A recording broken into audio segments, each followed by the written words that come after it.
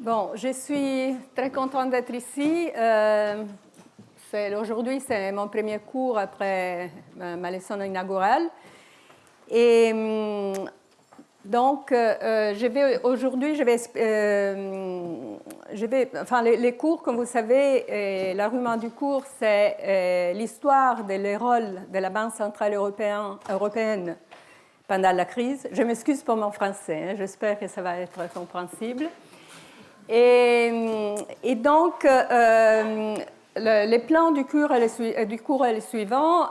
Aujourd'hui, je commencerai à donner des bases pour la compréhension de ce que je vais des cours suivants.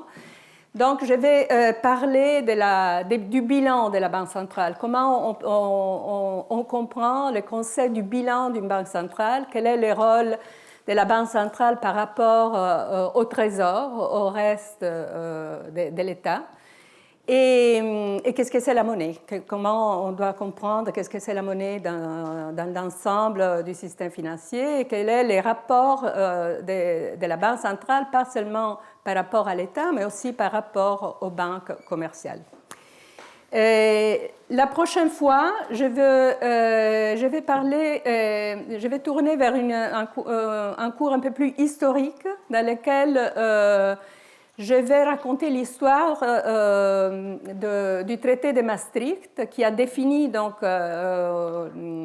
les cadres institutionnels sur lesquels se pose la Banque centrale européenne. Et donc, je vais un peu raconter l'histoire, comment moi je la vois, quels étaient les débats qui nous a portés vers l'union monétaire, pourquoi on a fait ce choix et qu'est-ce qu'était la discussion et est-ce que cette discussion qu'on a faite dans les années 70-80 est encore une discussion qui a un sens aujourd'hui dans les débats sur la réforme de l'union monétaire européenne. Dans mon troisième cours, je vais parler avec des aspects plus opérationnels de la politique monétaire. Comment ça marche vraiment? Qu'est-ce que c'est la politique monétaire? Comment ça s'effectue en pratique? Et après, sur la base de ces trois cours introductifs, je vais parler de l'histoire de la crise. Et donc, je commence en 2007 avec les premiers symptômes de la crise financière mondiale. Et je vais parler de comment la Banque centrale européenne a fait face à un problème qui n'était pas seulement un problème de politique monétaire, mais un problème plus vaste de garantir la stabilité financière dans la zone européenne. Donc ça va être deux cours, donc la quatrième et la cinquième leçon. Et dans la session 6, je vais parler des choses de la politique monétaire plus récemment, ce qu'on appelle l'assouplissement quantitatif, le quantitative easing. Et dans la leçon 7, je vais parler du rôle de la BCE plus récent, à partir de 2014, comme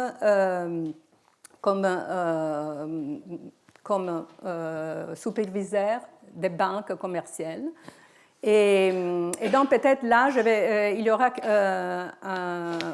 quelqu'un qui est un expert dans ces sujets qui va m'aider pour ouvrir cette discussion qui est un peu plus difficile à faire parce que c'est vraiment, l'histoire est très très récente.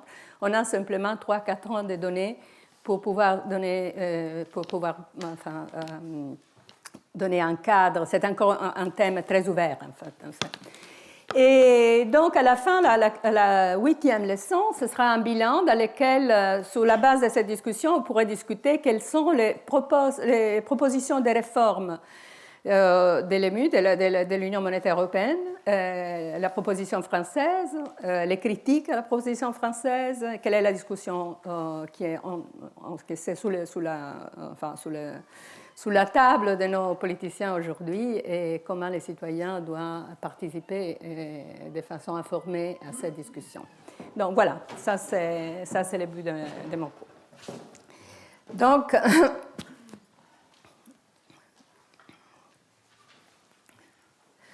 Donc si mon français est complètement incompréhensible, je vais parler italien. Okay. OK. Dans ma conférence inaugurale, j'ai commencé par un graphique qui décrit la taille du bilan de la Banque centrale, l'évolution historique. Okay? Ça, c'est une moyenne dans tous les pays développés pendant le temps. Donc, on commence à 1900 et on arrive au temps récent. Et comme on peut voir dans cette graphique, les bilans, qui donc est exprimé comme les ratios entre les actifs du bilan de la Banque centrale et les PIB, augmentent pendant les guerres. Donc, vous voyez ce pic-là, c'est pendant la Deuxième Guerre mondiale, un petit peu aussi pendant la Première Guerre mondiale, et après, pendant la dernière crise financière. Donc, évidemment, ce graphique ne dit pas pourquoi les bilans augmentent, mais donne déjà l'intuition que pendant des crises financières, comme pendant la guerre, il y a des actions spéciales de la Banque centrale. Et ces actions spéciales ont comme effet que les bilans augmentent. Et donc, il y a immédiatement des questions qu'on peut se poser. Si dans ces périodes exceptionnelles, les banques centrales font des choses exceptionnelles, qu'est-ce que ça veut dire? Est-ce qu'ils financent les États? Est-ce que ça veut dire qu'ils sont en train de financer les États, de fournir du financement pour des actions extraordinaires du Trésor, ou ils utilisent ou des actions extraordinaires pour soutenir des segments du secteur financier? Est-ce que c'est ça qui est derrière cette histoire? Et si c'est ça, quelle est la particularité de la Banque centrale? Pourquoi elle est mise dans cette position dans laquelle il peut faire ce que cette graphique suggère? Et donc, pour comprendre cette question, que c'est une question très compliquée en fait, il faut comprendre qu'est-ce que c'est le bilan de la Banque centrale et qu'est-ce que c'est la monnaie. Et donc, oui. Quels sont les pays qui sont consolidés dans Ils sont les pays de l'OCDE. Donc, la plupart des pays de l'OCDE, pas les tous, sont 12 pays de l'OCDE en fait. Donc, les pays développés, disons. Donc, dans mon cours aujourd'hui, j'espère de pouvoir couvrir les cours en 3 parties. La première partie, que c'est la plus importante, dans laquelle je poserai la question: quel risque pose un bilan trop important de la Banque centrale? Et est-ce que la Banque centrale peut faire faillite? Est-ce que c'est possible? Et donc, j'expliquerai un peu comment ça marche, les bilans, les conseils de solvabilité de la Banque centrale. Et ça, c'est important parce qu'après, dans les cours 4, 5 et 6, quand j'expliquerai les rôles dans la crise, ces conseils vont être utiles pour comprendre exactement ce qui s'est passé. Dans la deuxième partie, je me poserai la question de quelle est la relation entre la taille du bilan de la Banque centrale et la monnaie en circulation. Et alors là, on verra qu'en fait, la Banque centrale a un rôle très important pour déterminer la monnaie en circulation, mais que fondamentalement, sont les banques commerciales qui ont les rôles les plus importants dans la détermination de la monnaie. Et donc, étant donné qu'on pense que la monnaie en circulation peut avoir, dans le long terme, une relation avec l'inflation, donc, comment on peut penser quel est le rôle de la Banque centrale et les banques commerciales ont dans ces domaines-là? Et donc, quel est le rôle que la Banque centrale doit avoir dans sa relation avec les banques commerciales, étant donné l'importance des banques commerciales dans la création des monnaies? Et dans la dernière partie, je vais développer encore cet argument-là et je vais parler du problème, mais seulement toucher très rapidement, les rôles de la Banque centrale dans la réglementation préventive des banques et aussi dans sa fonction de gestion des crises, ce qu'on appelle sa fonction de prêteur de dernier recours par rapport au système financier. Donc, on commence par la première partie. et je vais immédiatement passer à un bilan très stylisé de la Banque centrale. Donc, vous avez ici donc des actifs et des passifs, comme j'imagine dans votre bilan à vous. Et dans les actifs, on a de avoirs extérieurs, donc foreign exchange, les prêts à des banques commerciales, donc les banques centrales fournissent des prêts à des banques commerciales, et des titres, que ça peut être des titres privés ou des titres souverains. Aux côtés des passifs, on a la devise, enfin j'espère que ça peut être des espèces et les billets, et donc c'est les billets que vous avez dans votre poche. Et aussi, mais la plus grande partie dans les passifs sont les dépôts des banques commerciales, sont les dépôts que les banques commerciales ont auprès des banques centrales. Ça s'appelle les réserves. Donc ça, ce n'est pas quelque chose qui est en circulation, parce que c'est seulement les banques qui peuvent déposer à la Banque centrale, ce n'est pas moi ou vous qui pouvez le faire autant qu'individu. C'est simplement les banques. Et après, il y a aussi des dépôts du gouvernement et les capitales, la valeur nette. Donc ici, la devise, en fait, le cash, le currency, on dit en anglais, et les dépôts, l'ensemble des dépôts, ça s'appelle la base monétaire.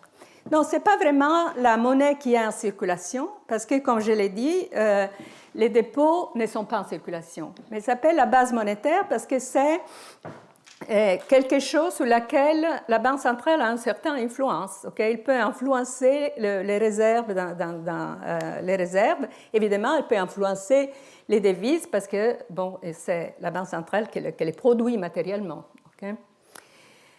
Donc, la monnaie des banques centrales s'appelle base monétaire et c'est un passif dans les bilans de la Banque centrale et a ces deux composantes, la devise, donc elles sont des espèces et des billets créés sur son autorité, donc la Banque centrale a le monopole de créer ces billets. Malheureusement, nous, on ne peut pas les créer dans notre basement, okay? Donc c'est la Banque centrale autant que souverain, qu'autorité souveraine qui peut faire ça. Et les réserves qui sont plutôt des monnaies électroniques parce qu'elles sont des dépôts, donc ce n'est pas vraiment des choses matérielles qui se passent entre les banques et la Banque centrale, mais c'est une monnaie électronique comme les dépôts. Donc, la base monétaire, et c'est très important de comprendre qu'est-ce que c'est la base monétaire, parce que c'est un passif. Okay, c'est un débit dans les bilans de la Banque centrale. Ils sont donc des crédits pour quelqu'un d'autre, ce sont des crédits du public. Donc, si vous avez un billet dans votre poche, vous êtes créditaire par rapport à la Banque centrale. Et les banques aussi sont des créditaires quand ils ont des réserves chez la Banque centrale. Donc, la Banque centrale est un débitaire évidemment très, très fiable. Parce qu'elle ne peut pas faire, en principe, en termes nominaux, elle ne peut pas faire défaut. Parce qu'elle peut toujours honorer sa dette en émettant plus d'argent, plus de monnaie.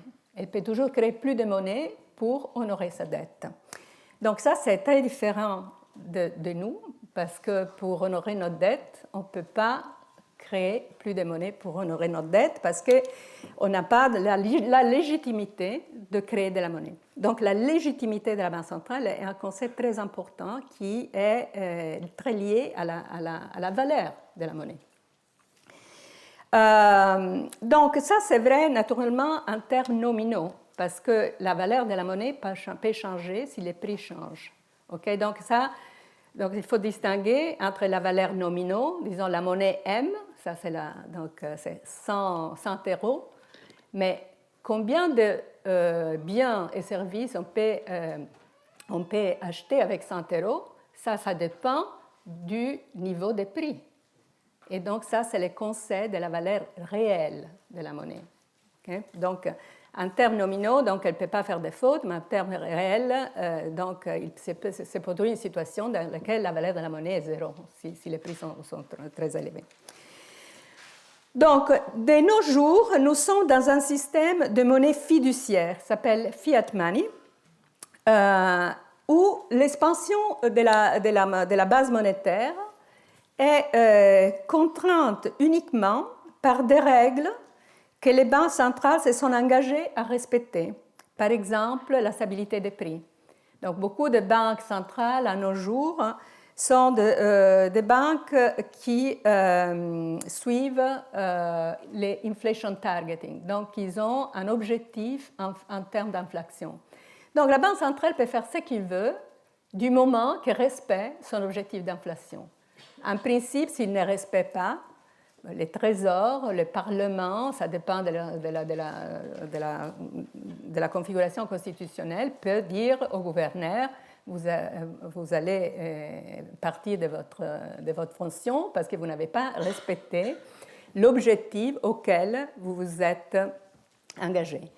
Mais donc, à part le respect de cet objectif, qui donc en Europe, c'est un objectif de stabilité des prix, mais aux États-Unis, par exemple, c'est un objectif en termes d'inflation, mais aussi de chômage, du taux de chômage. Mais à part pour le respect de cet objectif, les banques centrales peuvent émettre toute la monnaie qu'ils veulent. Okay? Il n'y a pas de limite. Okay? Quand il y avait, par exemple, quand la monnaie était liée à l'or, donc le gold standard, donc évidemment, il y avait une limite parce que la monnaie dans les poches des citoyens devait être convertible avec l'or ou avec l'argent, avec un métal, quelque chose de tangible. Okay? Aujourd'hui, il n'y a plus de ces limites. Ça s'appelle la monnaie fiduciaire. Donc, cette capacité de créer la monnaie donne aux banques centrales un énorme pouvoir, parce qu'en créant la monnaie, les banques centrales peuvent fournir des prêts aux banques insolvables, par exemple, ou ils peuvent fournir des prêts à des souverains insolvables. Et c'est pour ça, en fait, c'est exactement ce qui se passe. Donc, pendant les guerres, en fait, j'avais eu les graphiques aussi pendant les guerres napoléoniques, vous verrez que aussi les bilans de la Banque centrale augmentaient énormément. Pourquoi Napoléon avait besoin d'imprimer de la monnaie pour financer les guerres. Donc, une crise financière, c'est quelque chose de très similaire. C'est très similaire. Donc, c'est très important de comprendre comment ça marche, mais aussi les risques qu'il comporte. Okay? Alors, revenons à la monnaie des banques centrales ici, et donc parlons un moment de réserve. Je vais un peu plus dans les détails. Donc, les réserves, comme j'ai dit, c'est une forme de monnaie électronique. C'est échangeable un à un, one to one, avec la devise, avec les espèces, avec cash et billets. Ne peuvent être détenus que par des banques reconnues par la Banque centrale. Donc, la Banque centrale décide quelles sont les banques qui ont les droits de se relationner avec elles. Ne peuvent être émises que par la Banque centrale. Donc, la Banque centrale peut aussi décider les taux d'intérêt à payer sur ces réserves. Il y a des banques centrales, surtout avant la crise, qui ne payaient pas d'intérêt sur les réserves. Aujourd'hui, la plupart des banques centrales payent un intérêt sur les réserves que les banques commerciales ont sur la banque, dans les banques. Et donc, ça, c'est inutile de politique monétaire. Donc, un agent privé non bancaire, comme nous, on ne peut pas retirer un dépôt bancaire sous la forme de réserves, mais il peut les retirer du système bancaire des banques commerciales en forme de devises. Et évidemment, les réserves, ils sont sans risque de défaut en valeur nominale parce que, comme je dis, les banques centrales ne peuvent pas faire défaut. Donc, une fois qu'on a compris ça, on peut se poser la question de comment la banque centrale crée la monnaie, comment elle est créée. Alors, c'est important de comprendre que les banques centrales sont les seules capables de fournir des devises. Donc, on a le monopole, elles ont le monopole. Et donc, lorsqu'elles fournissent la devise aux banques, okay, qu'est-ce qui se passe? Donc, que le montant est déduit du compte des banques auprès de la Banque centrale. Donc, il y a un changement des réserves Si la Banque centrale donne du cash aux banques, qui après les donnent aux clients, et dans cette opération, qu'est-ce qui se passe? Que donc le compte de réserve est changé de conséquences. Donc, toutes les transactions avec les banques, par exemple achat et vente des titres, entraînent une modification de l'actif et de la dette des banques centrales, donc une modification des réserves. De nos jours, la Banque centrale crée la monnaie en changeant les réserves. Elle paie aussi en imprimant les papiers, donc, mais ce n'est pas vraiment comme ça qu'on crée de la monnaie, c'est surtout à travers les réserves qu'on crée base monétaire. Évidemment aussi, les devises, ils croient dans le temps parce que les PIB croient dans le temps, donc aussi cash and coins, les devises croient aussi, mais la dynamique des réserves est plus importante. Donc, la Banque centrale émet des réserves aux banques en échange de l'achat des titres, donc ça s'appelle opération de open market. Je ne sais pas comment on dit en français, donc, mais bon, c'est l'achat et la vente des titres par rapport à opération de marché, OK. Ou de l'octroi d'un prêt de quelques jours qui s'appelle opération de refinancement. Et les banques peuvent échanger, comme j'ai dit, les réserves contre la devise. Donc, dans le passé, les banques centrales pouvaient acheter des obligations souveraines directement du Trésor. Donc, ils étaient vraiment finançaient directement les trésors. Ça, c'est interdit aujourd'hui, pas seulement en Europe, mais dans les pays développés, c'est interdit. C'est illégal. Et ça, évidemment, parce qu'on veut éviter une pression sur la Banque centrale pour les besoins des caisses du Trésor. Donc, maintenant, donc il y a ces bilans ici. Est-ce que la Banque centrale peut faire un profit? Les banques centrales, comme toutes les autres banques, tirent un revenu de leurs actifs. Et dans ça, c'est les taux d'intérêt sur les titres qu'ils ont dans leurs actifs. Et ils ont évidemment un coût de fonctionnement de la boîte et un coût aussi si elle paye un intérêt sur les réserves. Et la BCE, effectivement, paye un intérêt sur les réserves. Si l'écart entre le coût de financement et le rendement de l'actif est positif, alors la Banque centrale a un profit. Et ça, on appelle ces profits le seigneurage, c'est-à-dire les droits du seigneur. En fait, c'est un terme qui provient du français. Donc, c'est seigneurage en anglais, donc c'est droit du seigneur. Et voilà, donc je vais l'illustrer ici dans la façon la plus simple. Ça, c'est le seigneurage sur la monnaie, sur la partie des monnaies sur laquelle on paye pas, la Banque centrale ne paye pas un intérêt. Donc, le gouvernement imprime de l'argent. Le gouvernement, par gouvernement, je vais dire la Banque centrale, parce qu'elle fait partie du gouvernement. Et combien ça coûte produire l'argent? Ça coûte presque rien. Okay? Le coût, c'est presque zéro. Et avec ces coûts, enfin, ça achète, pas les marchandises, je pense qu'on dit les biens et services, les biens et services, à un niveau de prix donné, donc à un certain prix. Les revenus du gouvernement sont qu'on appelle S comme seigneurage, c'est le changement de la base monétaire, enfin, that's monetary base, mais en fait, c'est la base monétaire divisée par les niveaux de prix. Ça, c'est la définition plus simple de seigneurage sous l'émission de monnaie.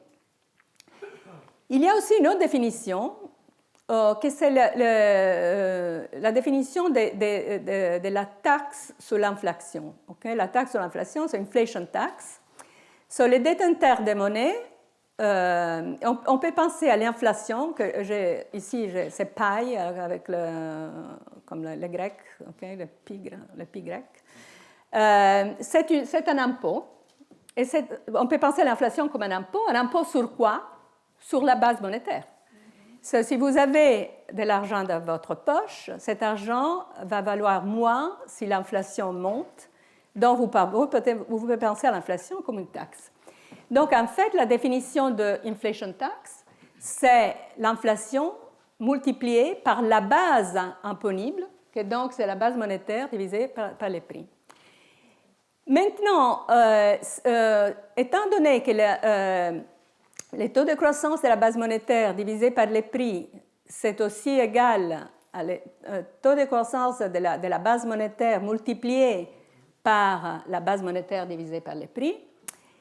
Et si on pense qu'à long terme, mais ce n'est pas forcément le cas, mais les économistes, surtout les économistes classiques, on a toujours postulé que le taux de croissance à long terme de la base monétaire est égal au taux d'inflation. Alors, en faisant une petite substitution ici, on peut voir que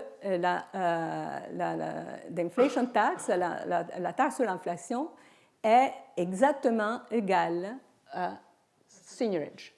Donc, la Banque centrale fait des outils en taxant les détenteurs de monnaie, que donc, whoever keeps the cash. Okay? Ça, c'est le concept plus simple, mais on verra que les choses sont un peu plus compliquées. Oui. Ça ne tient pas compte de la croissance du PIB, donc de la croissance normale du... Oui, ça, ce n'est pas un rapport au PIB. Évidemment, on pourrait avoir la même expression par rapport au PIB, donc mais donc un peu c'est la même idée, mais parce que... Oui, voilà. Oui. Donc, vous pouvez aussi l'exprimer par rapport au PIB.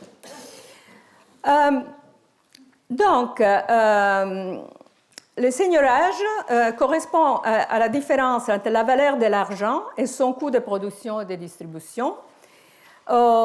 Ça, c'est une description très stylisée, mais si vous allez regarder dans les comptes de la BCE ou de la Banque de France, vous verrez qu'en vertu des règles régissant les opérations monétaires des grandes banques centrales, le seigniorage sur les billets des banques se définit simplement comme les paiements d'intérêt reçus par les banques centrales sur le montant total de la monnaie émise. Cela prend généralement la forme des paiements d'intérêt sur les obligations du Trésor achetées par les banques centrales et qui met plus de monnaie, ce qui met plus de monnaie en circulation. Okay? Donc, si on émet beaucoup de billets, un coup de monnaie, la banque centrale ne fait plus d'argent. Okay? Aussi, bon, ça c'est en anglais parce que je l'ai pris du website de la BCE, mais je pense qu'il y a une version française aussi, probablement dans la Banque de France. Mais c'est très clair ici, the banknotes in your pocket, have you ever wondered where they come from? Où est-ce qu'ils vont? Quelle est la provenance, l'origine? So the euro banknotes are developed by the ECB, donc ils sont développés par la BCE, manufacturés at the printing works, que je ne sais pas où c'est. Oui.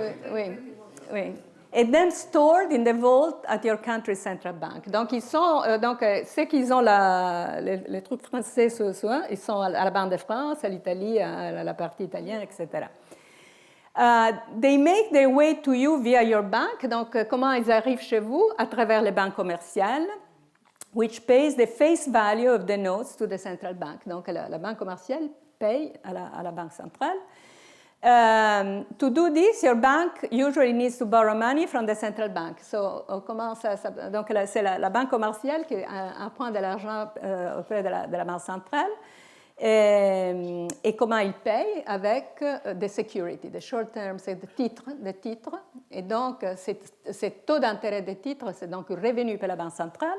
Donc, la Banque centrale a un énorme pouvoir parce qu'il produit quelque chose à coût zéro, mais il obtient un revenu pour ce qu'il produit. So, the central bank earns interest on the money lends, donc il a cet intérêt. Mais qu'est-ce qu'il fait avec ces revenus? Donc, à la fin de l'année, il les redistribue au Trésor.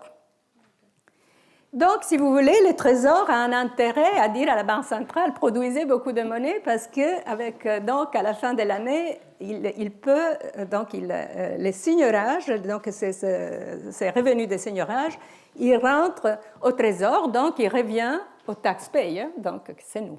Donc, c'est un problème de redistribution, en fait. OK.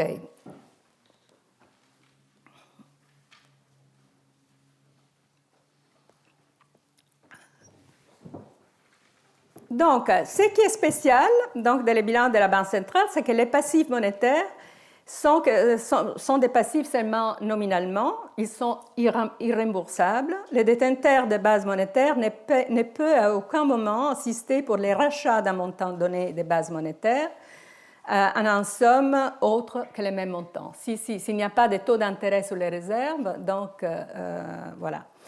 Et ça, c'est quelque chose de très important pour ce qui concerne les conseils de solvabilité de la Banque centrale, donc je vais revenir sur ce point.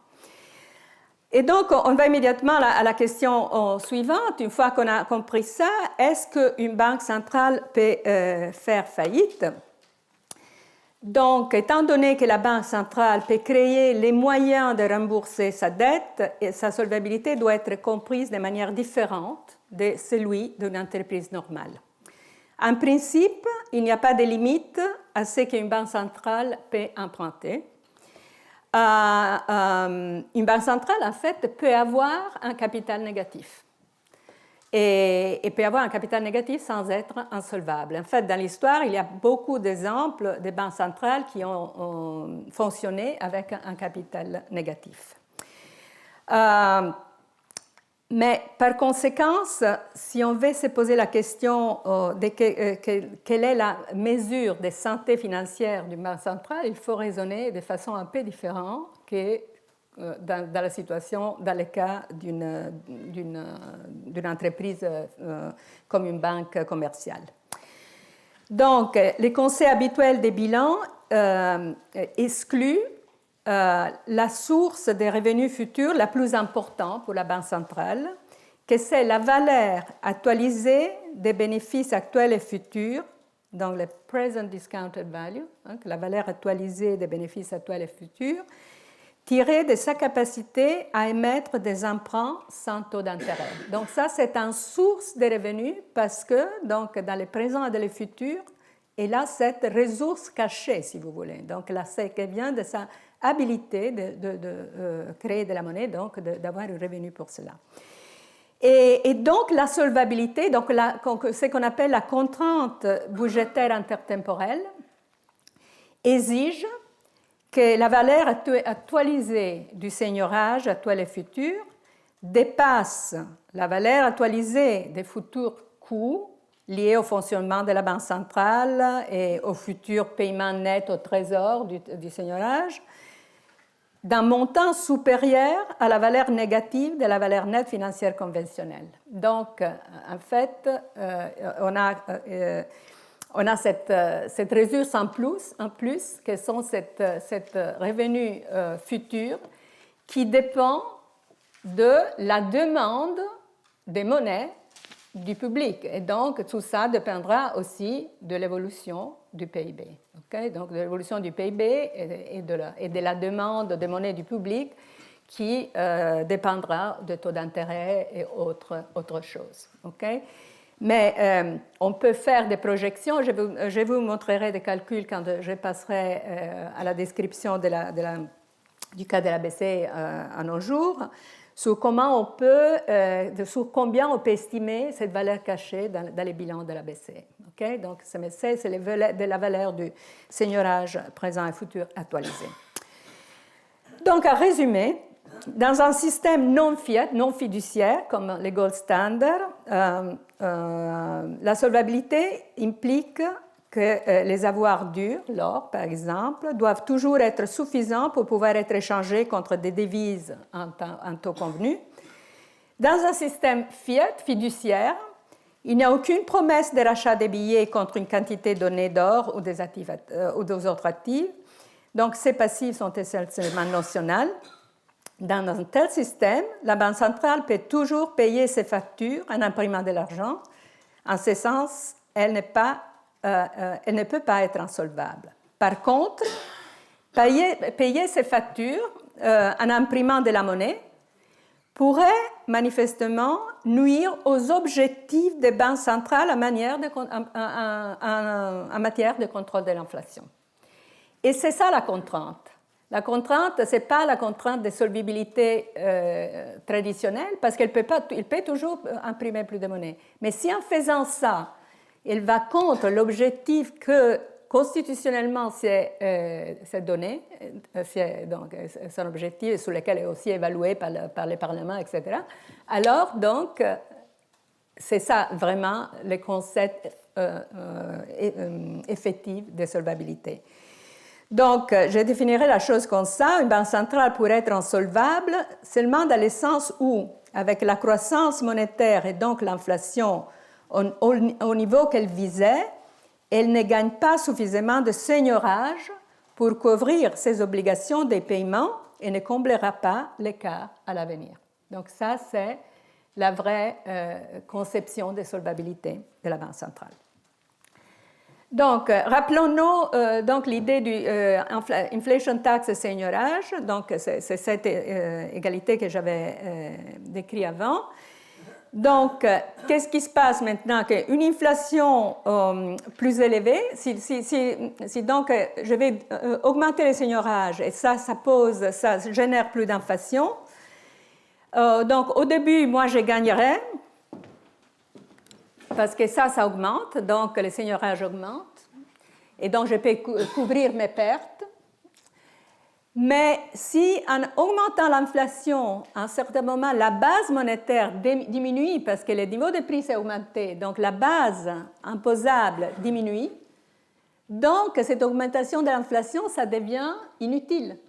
Parce qu'il y a un moment dans lequel il y aura pour un certain morceau, pour un certain whatever.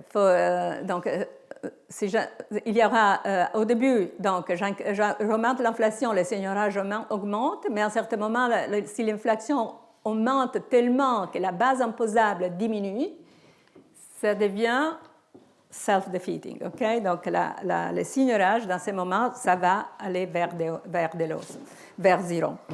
Donc, dans ces cas-là, c'est un cas dans lequel l'inflation est tellement élevée.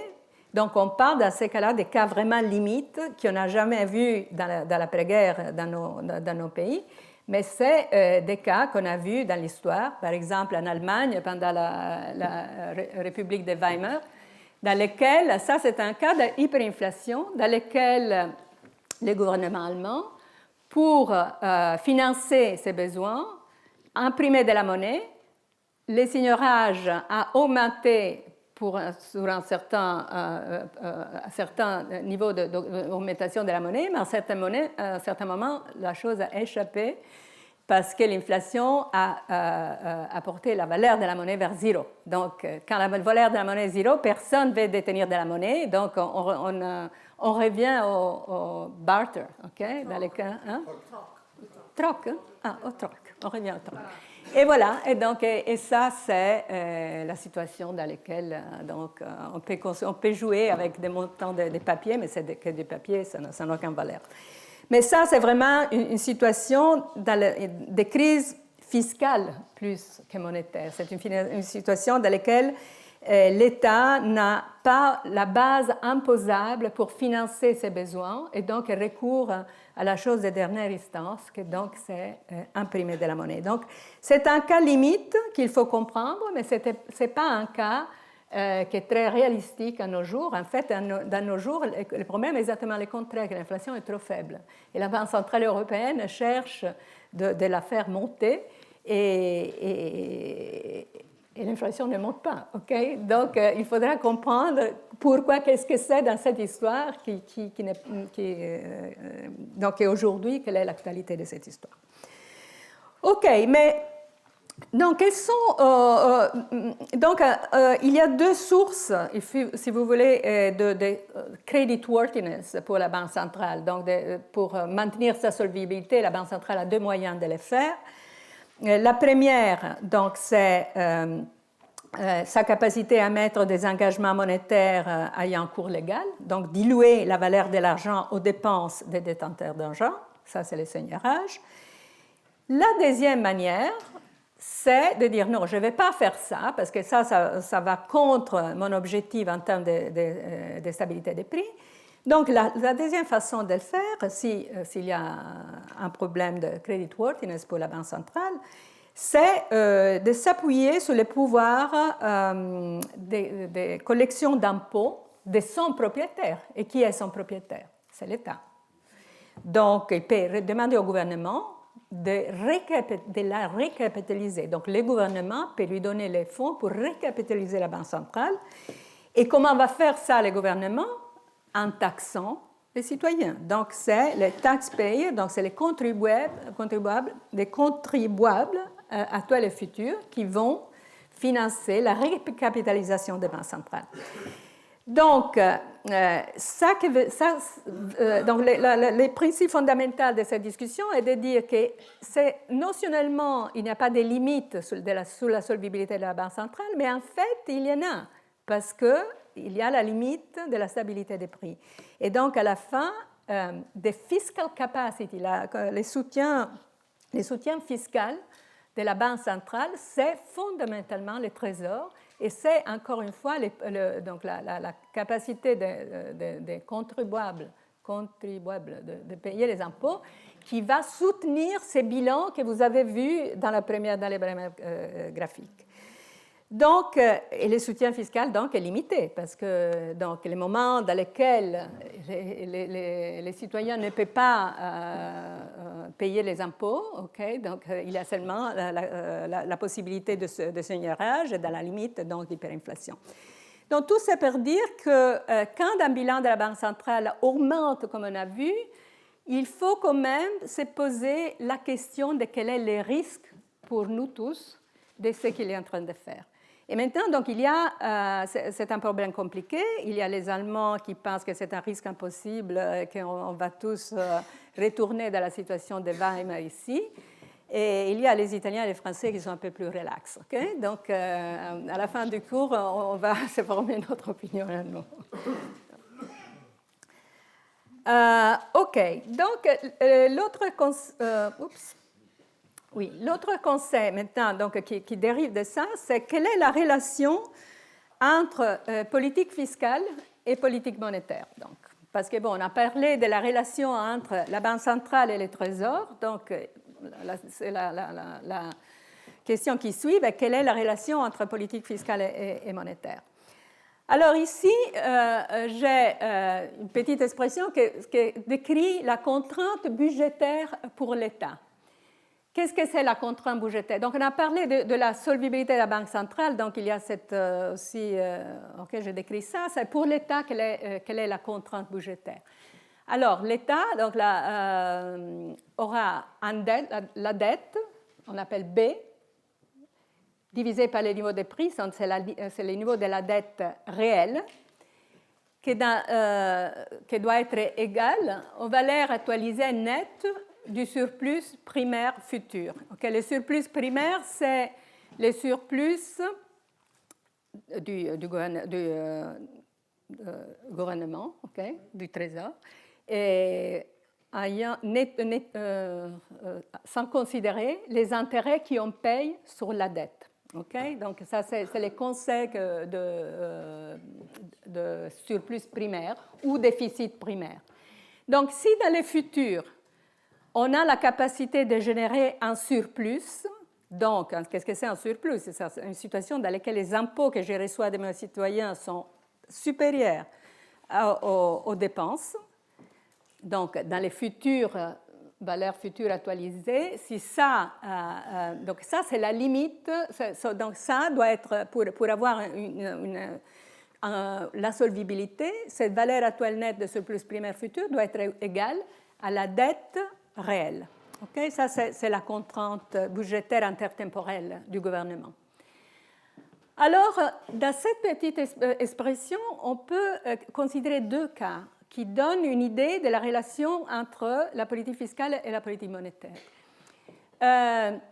Si le gouvernement est un gouvernement très bien, comme le gouvernement allemand, par exemple, qui donc a bien en tête ces contraintes budgétaires et donc va ajuster son surplus en réponse à la dette. Donc, si la dette augmente, qu'est-ce qu'il faut faire? Il faut avoir un peu plus de surplus pour honorer la contrainte. Si la dette diminue, alors on peut être un peu plus lax, on peut diminuer les surplus au déficit.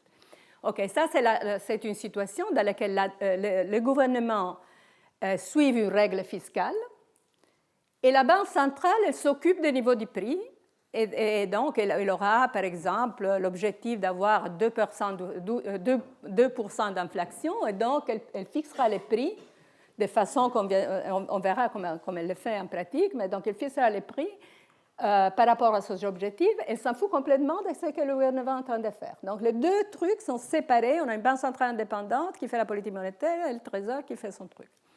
Mais il y a aussi un deuxième cas dans lequel le gouvernement établit le surplus ou le déficit plutôt qu'il veut établir parce qu'il a des besoins de financer les pensions, la guerre, sauver les banques, n'importe quoi.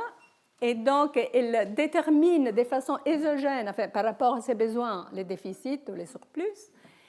Et donc, qu'est-ce qui doit s'ajouter pour garantir la contrainte intertemporelle? Donc, quand on ajoute les surplus, évidemment, la dette s'ajuste de façon immédiate parce que dans les surplus, c'est un flow, donc la dette est la somme des surplus ou des déficits, donc c'est un stock. Donc la seule chose qui peut s'ajouter, c'est le niveau du prix.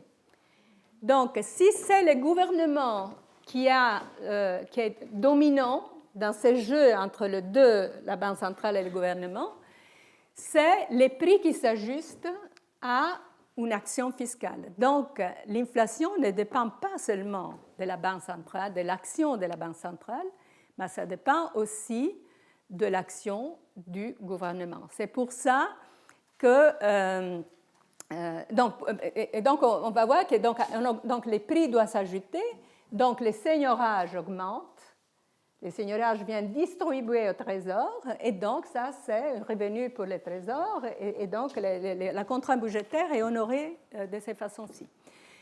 Donc, évidemment, ça, ce n'est pas une bonne situation parce que c'est une situation dans laquelle l'inflation peut augmenter sans contrôle.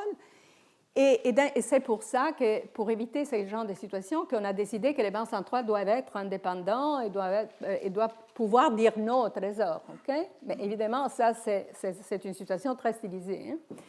Et la Banque centrale européenne, en Europe, on a une des banques centrales les plus indépendantes dans le monde entier. Et il y a beaucoup de gens qui ne sont pas contents, et ça fait partie de ce cours, ouvrir cette discussion. Donc, la situation 2 s'appelle une situation de fiscal dominance, dans laquelle le niveau des prix n'est plus déterminé par la Banque centrale, mais est déterminé par le Trésor. L'importance de ces discussions, c'est que donc il y a une interaction entre politique monétaire et fiscale, que c'est essentiel pour comprendre comment l'union monétaire fonctionne. Okay? Donc ça fait partie de notre... OK. Donc, évidemment, les trésors et la Banque centrale ont des objectifs différents. Les politiques monétaires et fiscales ne sont pas définies conjointement. Et donc, mais il y a cette interaction de facto. Donc, il faut régler donc, la façon dans laquelle l'autorité fiscale et l'autorité monétaire interagissent doit être réglée par une conception institutionnelle robuste Et bon, dans la construction de l'euro, ce qui est sorti du traité de Maastricht, on le verra la semaine prochaine, c'est une concession très particulière qui est très extrême parce que donc dans ces concessions, on a une banque centrale très indépendante et on a des règles fiscales qui sont les règles de Stability Growth Pact qui, donc, en principe, interdit au gouvernement de s'endetter trop ou de faire trop de déficits. Mais comme vous savez, tout le monde s'en fout. Donc, tout ça aussi, c'est un peu à discuter. OK. Voilà, donc ça, c'est terminé ce petit sujet ici. Donc, je vais toucher une autre. Je suis toujours sur ma première partie. On a parlé de la BCE, mais nous, on est dans un système fédéral. Donc, il y a la BCE, mais il y a aussi la Banque de France, la Banque d'Italie, la Deutsche Bank et tout ça. Donc, quelle est la relation entre notre banque centrale fédérale qui est à Francfort et les banques centrales nationales? Donc, les banques centrales nationales sont actionnaires de la BCE et contribuent au capital en fonction du PIB et de la population de leur pays. Les opérations de politique monétaire sont faites au niveau des banques centrales nationales, mais, très important, les revenus et les pertes sont mis en commune.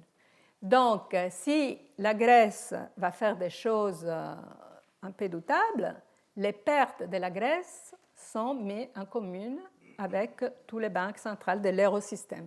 Okay? Donc, la même chose, si la Grèce ne va pas faire faillite, mais va gagner beaucoup d'argent parce qu'ils ont, sous les titres du gouvernement grec, sous les rendements de ces titres, enfin, j'ai fait un cas comme ça qui n'est pas très réalistique, alors aussi ces utiles ils vont être rétribués entre les membres de l'eurosystème, donc les banques centrales nationales. Étant donné que les revenus, donc les seigneurages des banques centrales nationales reviennent au gouvernement, donc si la Banque de France gagne de l'argent, ça revient à vous. Si la Banque d'Italie gagne de l'argent, ça revient à moi. OK? Donc, mais donc, il y a, dans l'union monétaire, il y a ces conceptions donc, de partage des risques. De partage des risques. Ce qui rend, dans des moments de crise, rend certains pays, les pays créditeurs, un peu inquiets. Okay? Par exemple, je vais vous montrer là le bilan de la... Oups. Voilà. Ça, c'est le compte de résultats de la Banque de France. Donc, vous voyez, je pense que c'est 2016, ça. Oups. OK. Vous voyez que la Banque de France a un profit net de 3 300 millions. Donc, c'est pas mal. Hein? Et où c'est les signeurages aussi, donc les profits qu'elle fait sur la monnaie. Donc, ça s'appelle Net Result from Pool Monetary Income. Ça, c'est le revenu monétaire. Et ça, c'est négatif. Et pourquoi c'est négatif? Parce qu'évidemment, donc la Banque de France gagne de l'argent avec les devises qu'il produit, mais les utiles, donc, ils vont dans les pools communs, dans l'eurosystème, et après, donc, la Banque de France reçoit donc, sa partie en rapport à sa taille, donc sa partie dans le capital qui dépend du PIB de sa population. Donc, un revenu monétaire négatif implique que la Banque de France a mis en commun plus de revenus monétaires que ceux qui lui avaient été attribués. Mais heureusement, ça c'est une petite partie parce que le seigneurage, c'est très petit par rapport aux autres chiffres. Par exemple, les intérêts sur des titres en euros, qui sont des titres soit privés ou publics, Elles sont énormes. Pourquoi sont énormes? Parce que la taille maintenant du bilan de la Banque centrale est très élevée. Donc, vous voyez que c'est vrai, la taille du bilan de la Banque centrale est très élevée, mais il y a aussi des revenus que les banques font parce qu'ils ont pris des risques sur la partie des actifs.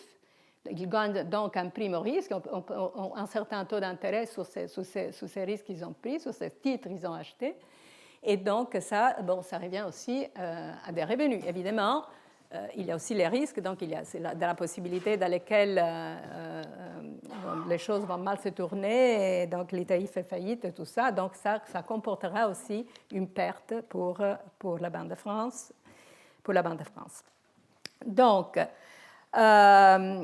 maintenant, quelle est la relation entre la Banque de France et la BCE?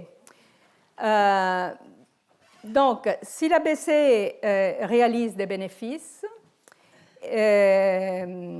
alors un certain montant qui est déterminé par le Conseil des gouverneurs est versé au fonds de réserve générale. Le reste est transféré aux banques centrales nationales en fonction donc, de la clé du capital, donc du PIB et de la population.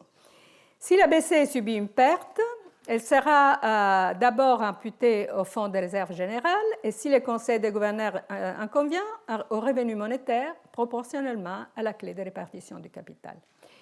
Donc ici, vous voyez les profits de la BCE. Aussi, la BCE fait des profits, mais évidemment, c'est beaucoup plus petit des profits de la Banque de France. Regardez, la Banque de France, c'est des milliards et ici, c'est beaucoup plus petit, c'est des millions. Et évidemment, parce que quand on pense à l'ensemble des banques, à l'euro, on doit penser à l'ensemble des banques centrales, donc à l'eurosystème, et pas à la BCE, parce que les opérations des politiques monétaires, qui sont donc les opérations sur lesquelles les banques centrales gagnent de l'argent, sont faites au niveau national. Mais les pertes et les revenus sont après partagés. Donc, on est dans une fédération dans laquelle on partage, dans une certaine mesure, des risques. C'est les risques-là, hein? On ne partage pas autres risques, mais on les partage. OK, donc ça, c'est les profits de la BCE. Ça, c'est les profits des banques centrales, ça, 2016-2007. Ce n'est pas un rapport au PIB, hein? Donc la France et l'Italie, ils font beaucoup de profits parce qu'elles sont grands, mais elles font en fait plus de profits que l'Allemagne. Évidemment, pourquoi? Parce que les titres français et italiens ont un taux d'intérêt plus élevé parce qu'ils sont plus risqués que les titres allemands. Okay? C'est ça. Okay. Voilà. OK. Donc, avant la crise, les bilans des banques centrales étaient petits et donc il y avait des petites réserves. Du côté des actifs, on avait des actifs non risqués. Donc, les bouts des banques centrales, ce n'est pas de faire de l'argent en prenant du risque, hein, parce que donc, les bouts des banques centrales, c'est de faire de la politique monétaire et de garantir la stabilité des prix. Donc, qu'est-ce qu'ils faisaient avant la crise? Ils achetaient des titres privés et uniquement des obligations d'État à court terme, correspondant approximativement au montant des réserves en circulation. Et la politique monétaire était faite en fixant les taux d'intérêt à court terme. Les bilans reflétaient simplement la demande de réserves de la part des banques.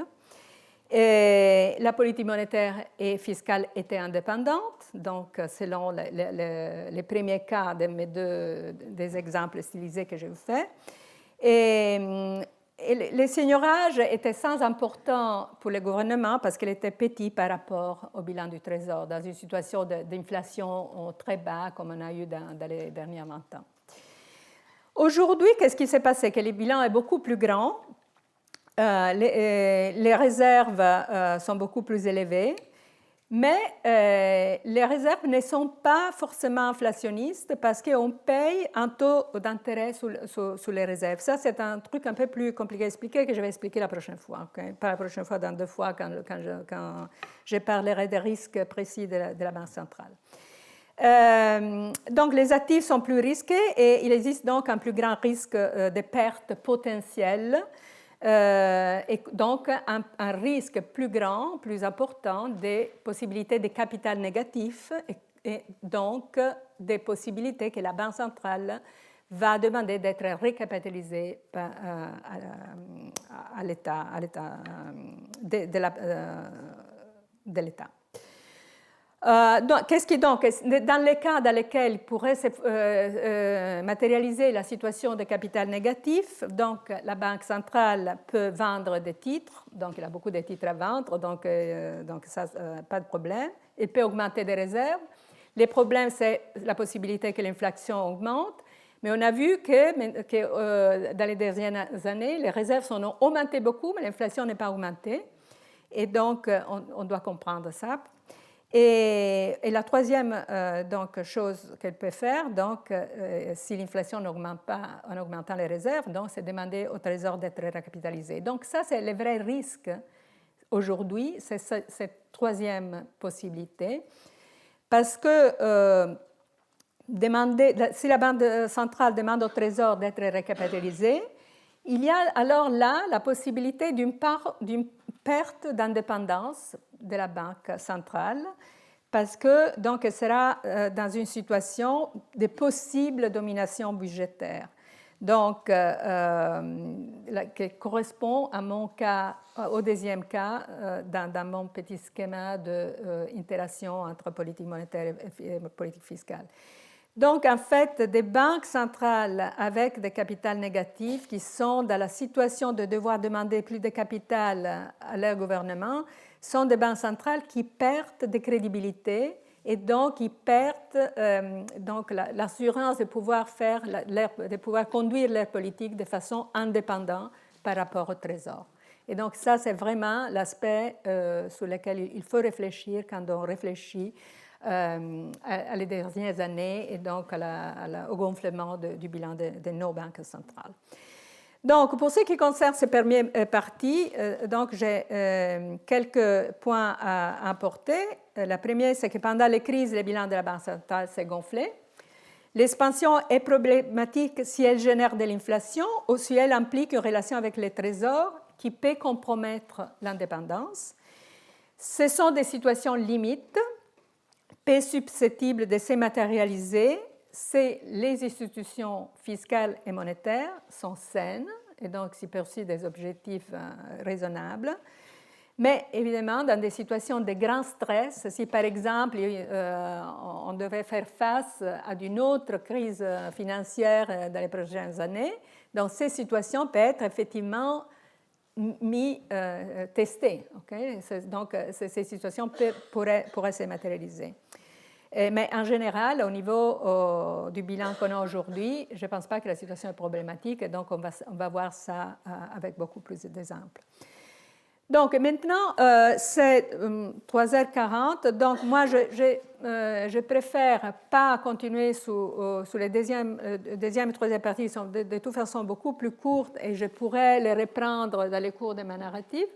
Mais je pense qu'on pourrait faire 5 minutes de questions et réponses. Oui?